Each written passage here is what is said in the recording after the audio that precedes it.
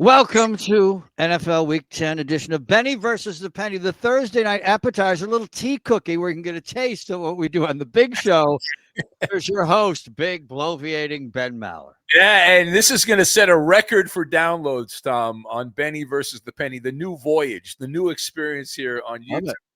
When you put the Raiders and the Broncos together, Tom, you throw out the records. You know why, Tom? Why is that? Because if you looked at the Raiders' record, you wouldn't watch the game. Now, the Broncos are actually good, but my God, what a mess the Raiders are. It's incredible. It's the Raiders and Broncos, Mile High City. Raiders are a mess. Broncos are bucking hot. Denver has a dynamic defense that'll look to discombobulate Geno Smith and that Raiders offense. Raiders getting 9.5 points at the last time I checked at the Sands. 9.5 points. Ben, up next for the Broncos, Kansas City Chiefs. Could they get caught looking ahead? Well, you'd like to think that, and going into these games, by the way, it's on Amazon, which means Al Michaels is on television, and when Al Michaels is on television, it just means a little bit more because I'm old, Tom. I hear everyone under the age of 30. Oh, he's a geezer. He's a boomer. Get rid of Al Michaels. I see Al Michaels. I flash back to when I was 10 years old watching Al Michaels on TV. I love it. I can't get enough. Not the old-time broadcasters who are still good, and he is. Just keep doing their things so we can have our nostalgia. Same with Brent Musk. Give Brent Musburger a game, too. God love him. You're looking live. Musburger, great. Had him on my podcast. It was wonderful. He was hanging out with his grandkids in Montana. And he took the Raiders. When they moved to Vegas, the Raiders play-by-play job, he applied for it. 79. Now he's probably 84 or whatever, but a 79-year-old, and he was effing great. Yeah, wonderful. Now, is there such a thing, Ben? Though, could the Broncos get caught looking ahead? Well, this is absolutely something. Chiefs. Yes, that is a thing, Tom. Right. You mentioned the line 9.5. So this is a terrible spot, actually, for the Raiders this week, of all things. Believe it or not, they're coming off an overtime game against the Jaguars. A game where they had a chance to win it. They went for two. Geno Smith, of course, he effed up. He always effs up at the end there. And so now they have to play on a short week. They go to Denver. And since joining Denver, Sean Payton as a favorite of 7 or more points, which, oh, by the way, Tom, this game is at 9.5. That's a huge spread. 8-3, the Broncos are against the spread when favored by 7 or more. So they've been good. Now, going in, the Maller mantra, when you get over a touchdown in a divisional game, you either don't bet the game or you take the points. However, I kept falling deeper and deeper into the abyss here, handicapping this game, and you look at everything. The style of the Raiders, they have a run-first approach because they don't have a quarterback. Geno Smith stinks. So that, assuming both teams play with an honest effort here, that is a non-starter against the Denver defense here. So we throw out not only the records, we throw out the Maller mantra. Well, on this one, I am going to do it, Tom. You look at the Broncos defense, they rank 3rd in pressure rate. They're 1st in red zone touchdown prevention. So they've been very good. They've allowed teams to get to the red zone, but they don't allow them to score. And the Raiders offense is so messed up. This is going to be one of those games where it might be close for a quarter and a half. And then eventually the Broncos will go up by a couple.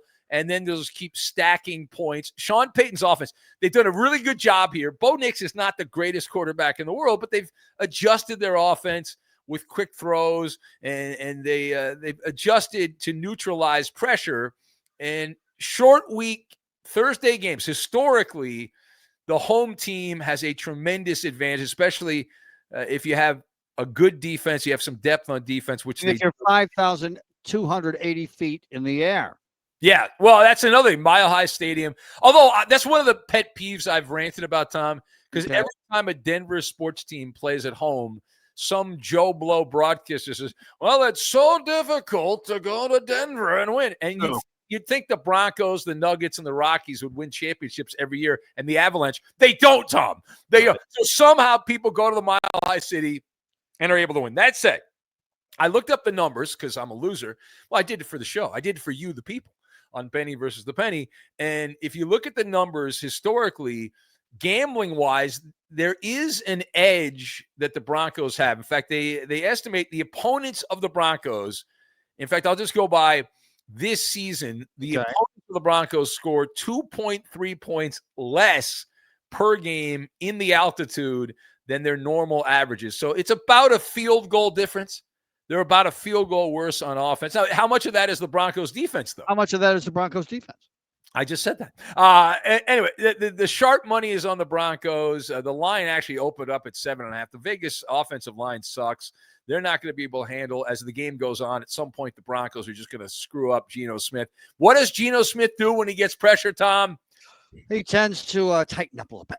Yeah, well, he rides the vomit comet is what he does. It doesn't go very well. Since the beginning of 2024, Geno Smith has started 5 primetime games, 5 of them, obviously with Seattle and now with the Raiders.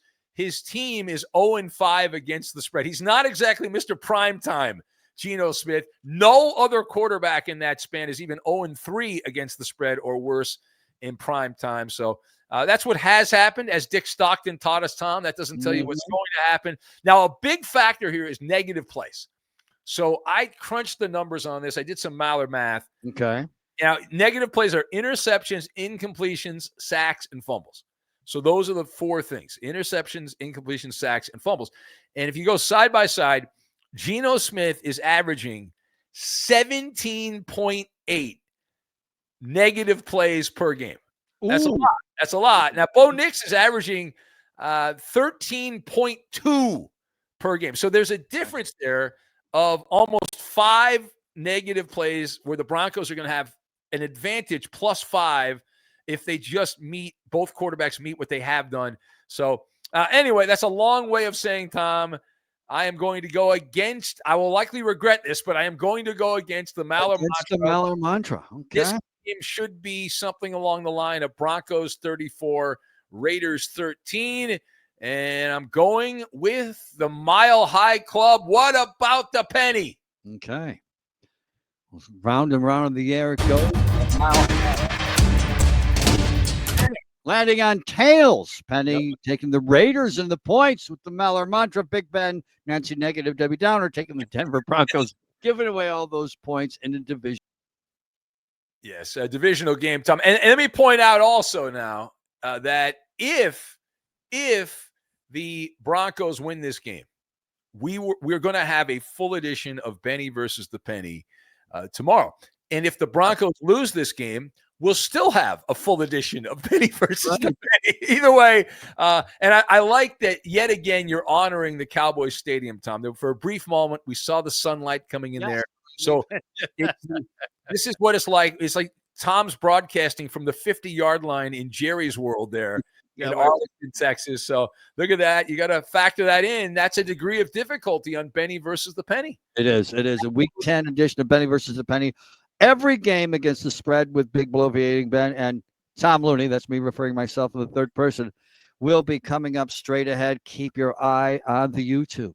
Yes, please. And click the like button. Tell a friend about it. We are it's like a mushroom, Tom. We're growing out of the mud, out of the darkness. Exponentially. Yes. And here's one thing you're going to like tomorrow, Big Ben. What's that? There's a lot of good news when it comes to the Looney math and the Ben Maller picks for Week 9, and you had a great week.